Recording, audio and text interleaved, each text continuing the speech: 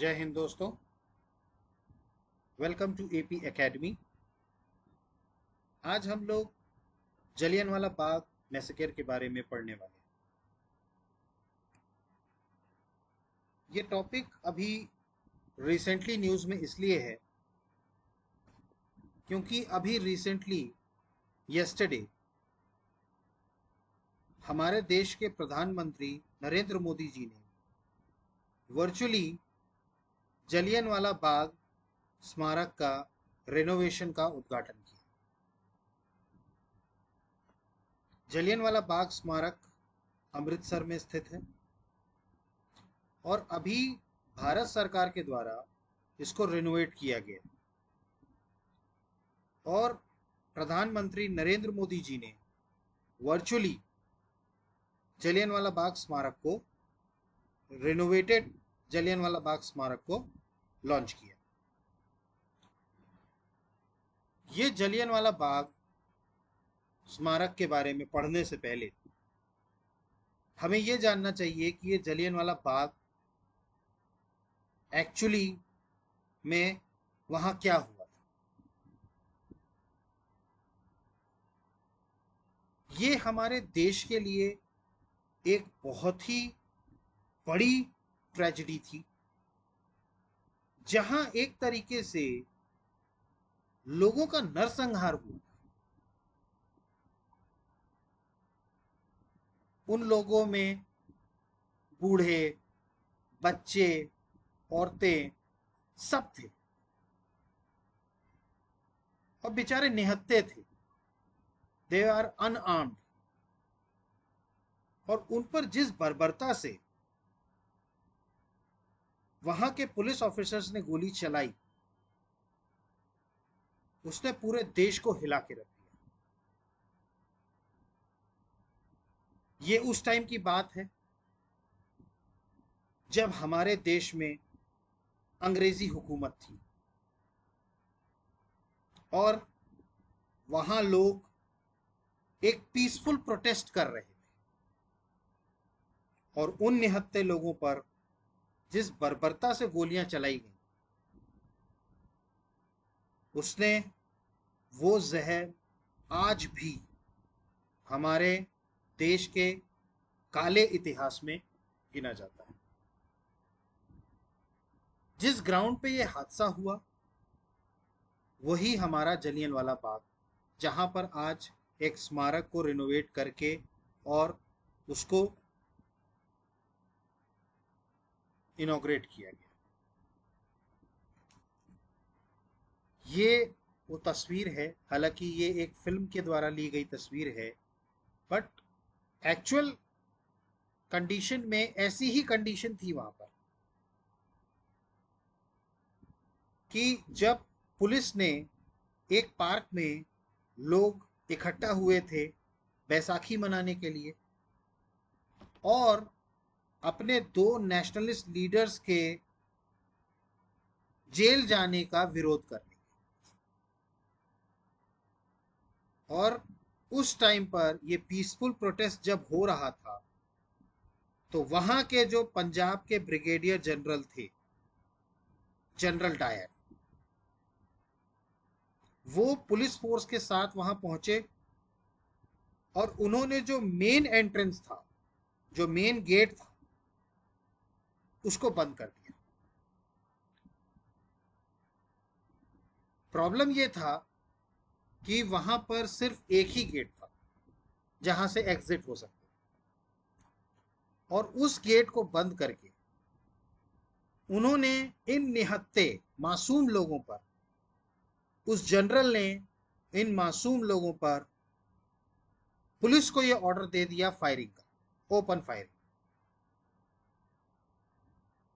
British government के कहने पर जाएं तो उनके हिसाब से अराउंड 400 लोगों की मौत हुई थी, लेकिन जो हमारे इंडियन हिस्टोरियंस हैं उन्होंने इस बात का पुष्टि करी है कि सिर्फ 400 लोग नहीं, हजारों लोग मरे थे। कुछ लोग बेचारे अपनी जान बचाने के लिए कुएं में कूद गए और उनकी उससे मृत्यु हो गई।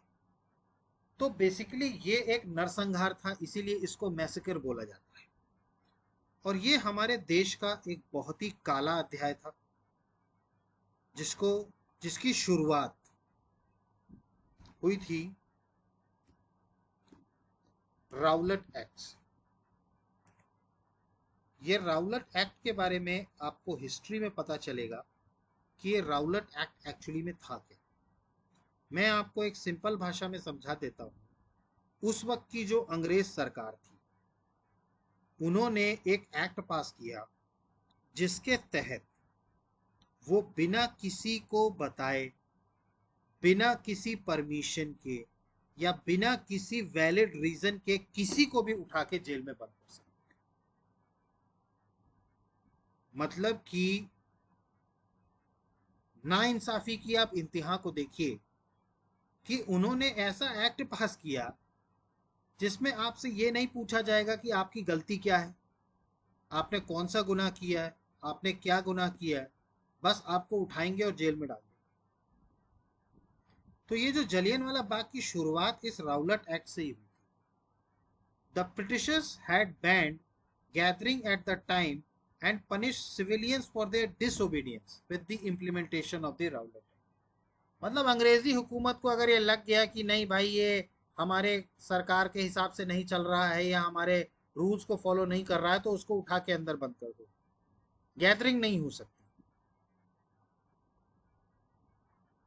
ये जो इंसिडेंट था ये बेसिकली जलियनवाला बाग में अमृतसर में हुआ था, जहां पर हजारों लोग जो कि बेचारे निहत्थे थे, वो बैसाखी मनाने के लिए वहां पर इकट्ठा हुए थे। इसके साथ साथ यहाँ पर इस बाग में इकट्ठा हुए थे टू कि भाई हम विरोध कर सकें जो नेशनलिस्ट लीडर सैफुद्दीन किचलू और सत्यपाल सैफुद्दीन किचलू और सत्यपाल को जो अरेस्ट किया था राउलेट एक्ट के तहत, उसका विरोध कर रहे थे। बेसिकली बहुत सारा क्राउड वहां पर था जो कि इस बाग में प्रेजेंट था, जो कि इसका विरोध कर रहा था। उस टाइम पर जो उस टाइम के ब्रिगेडियर जनरल थे रेनॉल्ड डायर, जिनको हम जनरल डायर भी कहते हैं, उन्होंने ओपनली इनडिस्क्रिमिनेटली फायरिंग का ऑर्डर दे दिया, जिससे हजारों लोग इस इंसिडेंट में मारे गए। और ये इंसिडेंट हुआ कब था? 1919 में।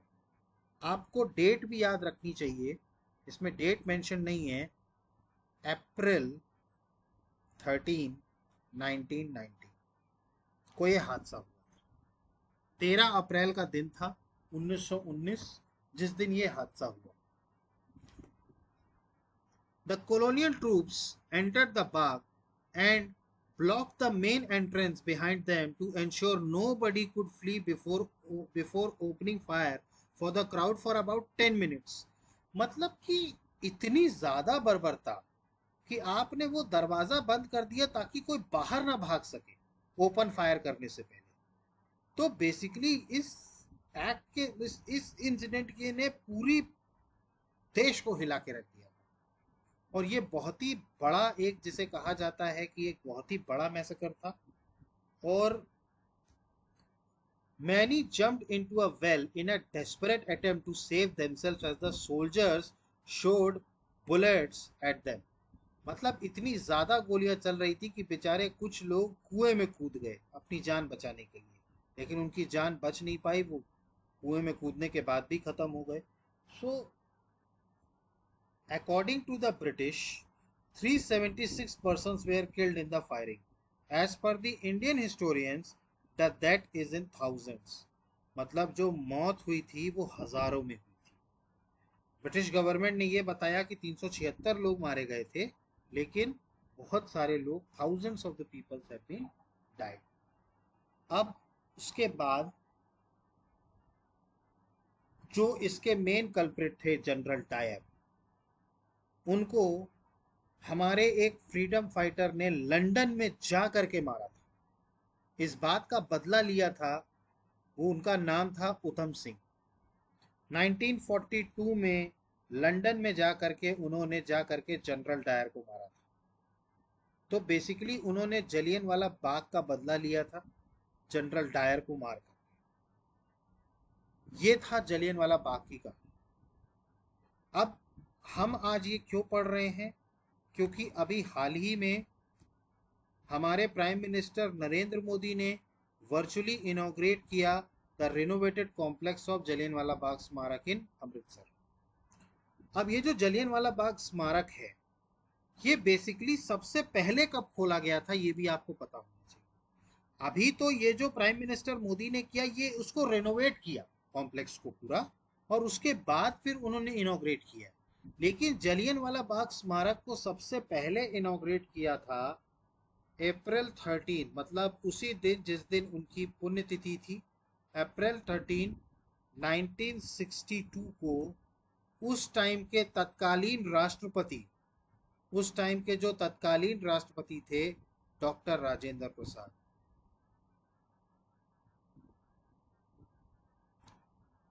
इन्होंने इनॉग्रेट किया था उस टाइम पर 13 अप्रैल 1962। The monument complex was first opened by then Prime President Dr. Rajendra Prasad on 13th April 1962।